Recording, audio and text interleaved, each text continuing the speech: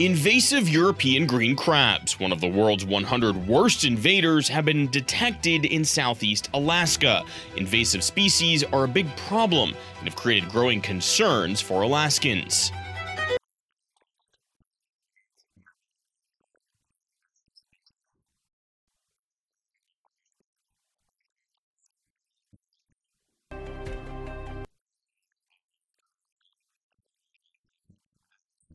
Morning, folks. Thanks for joining us today. Folks have come from all over the state to be here. We're here for a really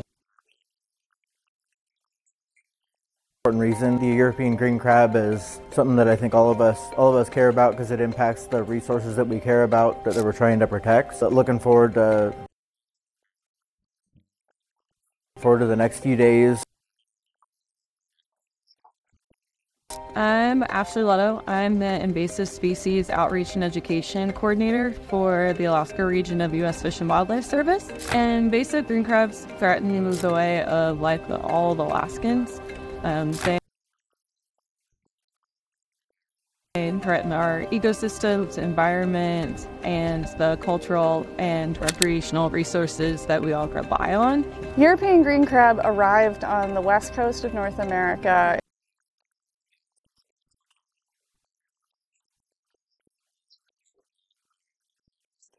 in the late 1980s. They were first confirmed in San Francisco Bay in 1989.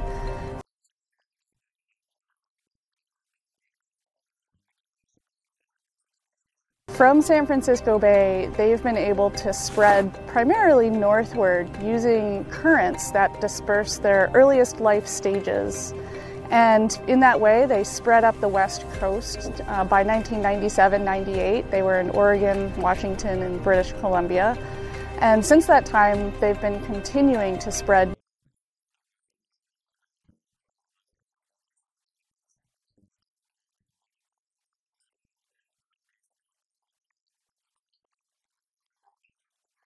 Northward until we're seeing them just in the very recent past in Alaska for the first time. My name is Ben Wishnek. I'm the Early Detection and Rapid Response Project Coordinator for the Fish and Wildlife Service for Southern Alaska. The Fish and Wildlife Service, in collaboration with our other partners within the Alaska Invasive Species Partnership, got together and recognized the need for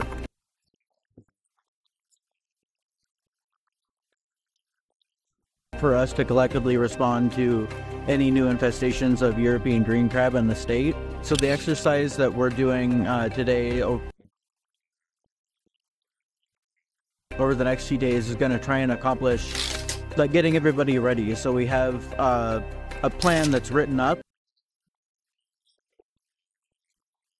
but we want to take it for a test drive and see how it works and see where the nuts and bolts of everything. There might be squeaks, so we need to make little adjustments. So after that, we'll be able to go back and to work together to look at how the plan looks and see how that reflects the reality of what's actually going to happen on the ground. My name is Chris Holderried. I'm the director of the Carcinus Bay Laboratory. Those coastal currents transport fish, larvae, anything that is free swimming. And one of the things for green crab is they have a planktonic or a free floating part of their life stage, which they'll be carried by currents. And so the transport northward along the coast is during that stage of their life. My name is Catherine Shakey, and I'm the manager at the Kachemak Bay National Estuarine Research Reserve here in Homer. We thought it was very important to gather and talk about and prepare for early detection of this species and what to do when they show up. The first and most important thing that communities can do to help with the early detection of European green crab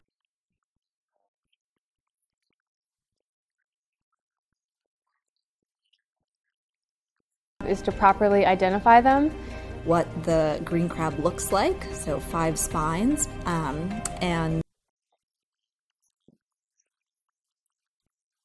on each side of the eyes, and they're not always green. That's important to keep in mind. We have a lot of outreach materials available for this, but people need to know what it looks like so they know how to find it. because if we can minimize the harm caused by them, we can hopefully have sustainable communities and livelihoods into the future and minimize the damage that they can cause to our natural resources. As we have been watching them move up the coast, we have started to prepare by supporting community-based early detection monitoring as a early detection method. My name is Jasmine Maurer, and I work at the Kachemak Bay National Estuary Research Reserve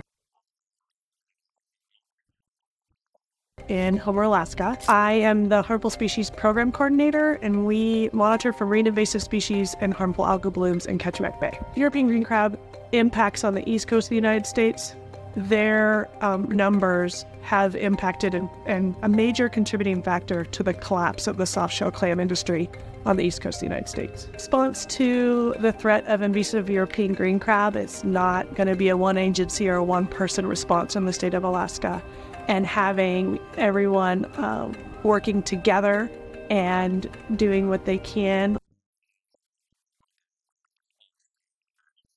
or elevating awareness with their friends and neighbors, is really going to be what moves us forward in protecting our resources that we all love Alaska for. My name is Stephen Payton. I'm the environmental coordinator for the Seldovia Village Tribe. We're out there every day collecting subsistence resources or just exploring, and it's a big problem, and subsistence is kind of done on a small scale, so I think that impact is going to be magnified for us, and the effects that it has on so many resources like clams and salmon, herring, all of them. The Canadian East Coast parks, they were recognizing that areas where green crab were present, they were losing eelgrass habitat. So much so that as they were doing restoration projects, the green crabs could destroy more than they could restore in a day. You know, for people who have dealt with invasive species in other parts of the country, other parts of the world, this is a much bigger issue, to which European green crab are kind of the newest one coming online in our coastal communities. If you catch a new invasive species early, it's still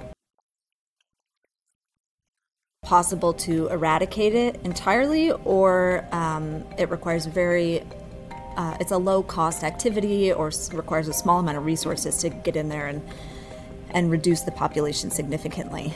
By the time the public is aware of invasive species infestations, usually it is impossible to eradicate a species, and it is too expensive to do so everywhere, and you really have to prioritize and accept that you will have a lot of damage from the species. You can help out by volunteering for community monitoring programs, such as the one here in Kachemak Bay.